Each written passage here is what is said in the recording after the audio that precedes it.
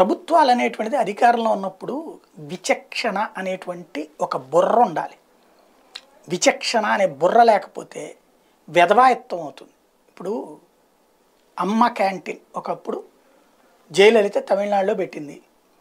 రూపాయికే భోజనము, 5 రూపాయలకే, ఏదో రూపాయికి టిఫిన్, 5 రూపాయలకి భోజనం ఏదో పెట్టుకొచ్చింది. దాన్ని మన తెలంగాణలోనేమో అన్నపూర్ణ స్కీమ్ పేరుతో చక్కగా 5 రూపాయలకి భోజనం అందరికీ కూడా ఏర్పాటు చేశారు. చాలా చోట్ల సెంటర్లు పెట్టారు. చాలామంది వినియోగించుకున్నారు. ఇప్పుడు ఉందో లేదో తెలియదు. కేసీఆర్ సర్కార్ బాగానే చేసుకొచ్చింది, కానీ అతి పబ్లిసిటీ చేసుకోలేదు. అది ఒక పక్కన అయితే ఆంధ్రప్రదేశ్లో అన్నా క్యాంటీన్లు పెట్టారు. అప్పట్లో క్యాంటీన్ల సంఖ్య తక్కువ ఉన్న ప్రతి చోట కూడా చక్కగా పొద్దున పూట టిఫిన్, మధ్యాహ్నం భోజనం ఇవన్నీ నడిచినాయి, చక్కగానే నడిపారు. తర్వాత జగన్ వచ్చాక తీసేశారు. సరే, కర్ణాటకలో వాళ్ళు కూడా ఆహార పథకం పెట్టారు, 10 రూపాయలకి భోజనం. అయితే ఇదంతా తీసుకెళ్ళి ఇందిరమ్మ క్యాంటీన్లు అంటారు. ఏంటంటే ఇక పైన ఎయిర్పోర్ట్లో పెడతారట. ఎయిర్పోర్ట్లో 10 రూపాయలకే భోజనం పెడతారు.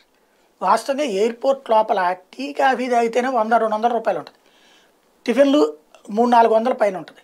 భోజనాలు 500-1000 రూపాయల రేంజ్లో ఉంటుంది. అంత తినగలిగే స్తోమత ఉన్నటువంటి వాళ్ళకంట 10 రూపాయలకి భోజనం పెడతారట.